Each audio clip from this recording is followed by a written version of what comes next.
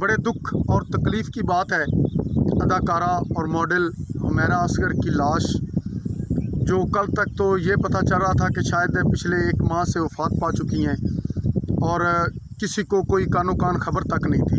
लेकिन आज जब पोस्टमार्टम रिपोर्ट आई तो खुदा की कसम इंसान की रूह कांप जाएगी। पोस्टमार्टम रिपोर्ट के मुताबिक हुमैरा असगर तकरीबन आज से 6 माह पहले इंतकाल कर चुकी थी।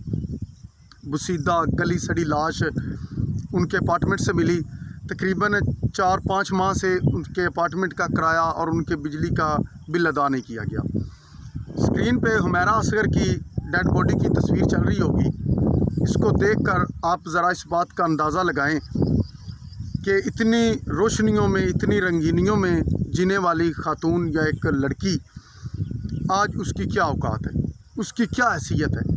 जब आप, और बड़े अफसोस के साथ मुझे ये कहना पड़ रहा है कि हुमैरा असगर के फैमिली को, वालदैन को जब कॉल की गई तो उन्होंने उसकी लाश को भी रिसीव करने से इनकार कर दिया।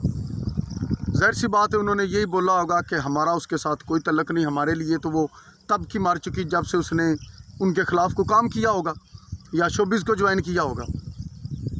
कितने दुख की बात है।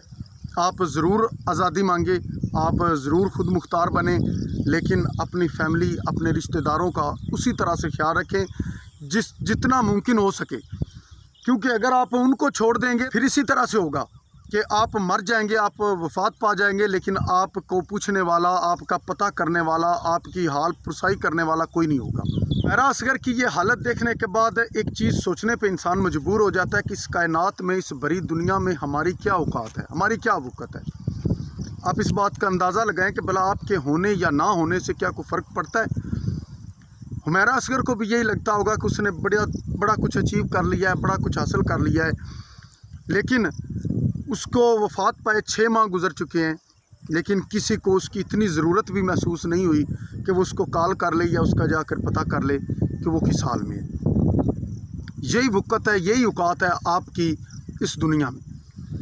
और ये सब सिर्फ़ और सिर्फ इसीलिए हुआ है कि जब आपने अपने रिश्तों को, आपने अपने इर्द गिर्द को सिर्फ़ किसी एक रंगीनी के लिए, किसी एक रोशनी के लिए, इस बेहयाई के लिए जब आप उनको छोड़ देंगे तो फिर इसी तरह से होगा कि आपकी लाश आपके कमरे में गलती सड़ती रहेगी, लेकिन किसी को उसका इल्म नहीं होगा।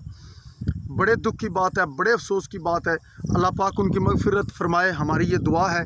लेकिन इस चीज़ पे, इसमें एक लेसन भी है नौजवान नस्ल के लिए कि आप जो आज़ादी के नारे लगा रही हैं या लगा रहे हैं, जो आप खुद मुख्तार होना चाहते हैं, जो आप अपने रिश्तेदारों को अहमियत नहीं देते, आप इन रंगीनियों को, इन रोशनियों को आप अहमियत देते हैं, अपने वालदैन को छोड़ रहे हैं, अलहदा रहना चाह रहे हैं, तो यही अंजाम है फिर आपका।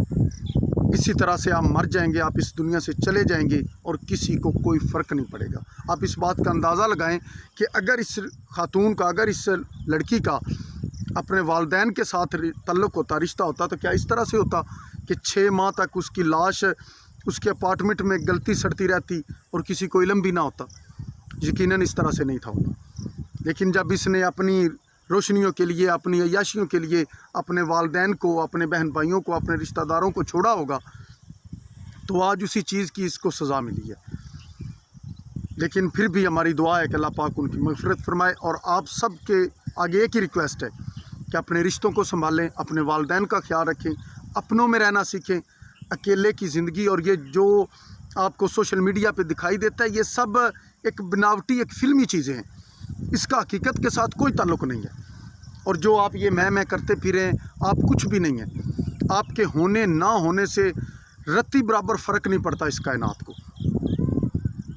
ठीक है ना। आपका कोई हाल भी नहीं पूछना गवारा करेगा जब आप इस दुनिया से चले जाएंगे, कोई आपको याद तक नहीं करेगा। आप बेशक जितने बड़े स्टार बन जाए, आप जो मर्ज़ी बन जाए। सो इसलिए रिक्वेस्ट है कि कोशिश करें, अपने अपनों के साथ रहें, अपने घर वालों के साथ रहें।